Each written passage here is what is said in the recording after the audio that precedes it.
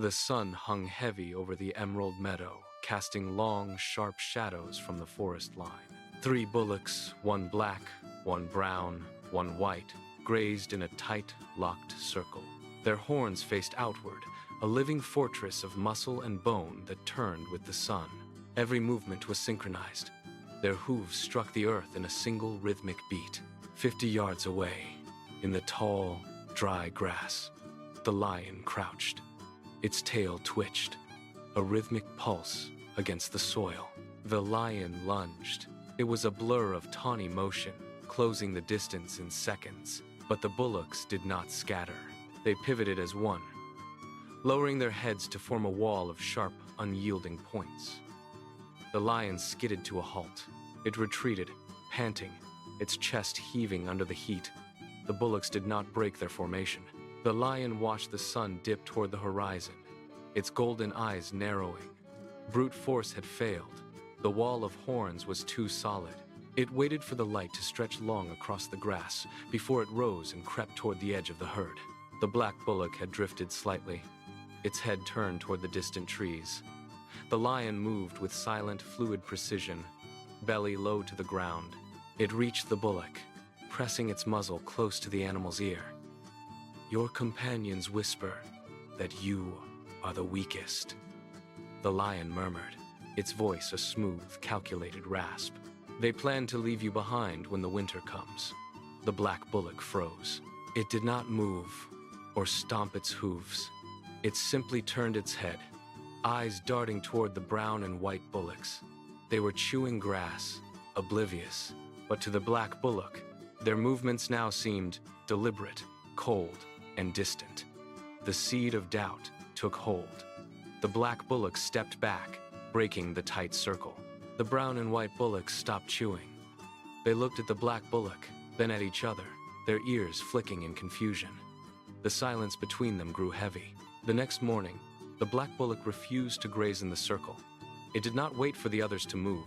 It turned its back on the group and walked toward the far north corner of the field. The brown and white bullocks stood together, their heads bobbing in confusion as they watched the black bullock retreat. They did not follow. They stood rooted, their ears twitching as they tracked the black bullock's isolation. By noon, the tension became a physical weight. The brown bullock, unable to settle, snorted and trotted to the opposite side of the meadow. The unity was shattered. The center of the field, once a fortress of muscle and bone, now stood empty. The white bullock remained in the middle, alone, its eyes darting between the two distant figures.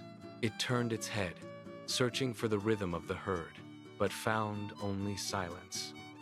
The lion watched from the deep shadows of the thicket, its golden eyes gleaming as it observed the empty center.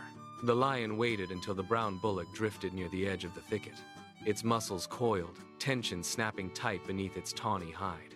With a sudden, explosive burst of speed, the lion launched itself from the shadows.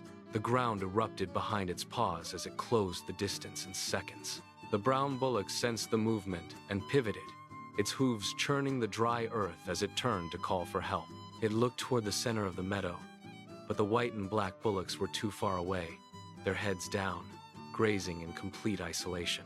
There was no response. The lion slammed into the brown bullock's flank with the force of a falling tree. The impact sent the bullock stumbling, its legs buckling under the weight. Before it could regain its footing, the lion drove it deep into the dark, tangled woods. Branches snapped and leaves scattered as the struggle intensified, then vanished into the gloom. The white bullock stood frozen in the center of the field, its nostrils flaring as it watched the forest swallow its companion. The silence that followed was broken only by the white bullock's frantic, ragged breathing. It turned, its hooves thundering against the hard ground, and bolted toward the distant hills in a blind, desperate sprint for survival. The unity of the herd had dissolved. The white bullock disappeared into the hills, its hooves fading into the distance. The meadow fell into a heavy, suffocating silence.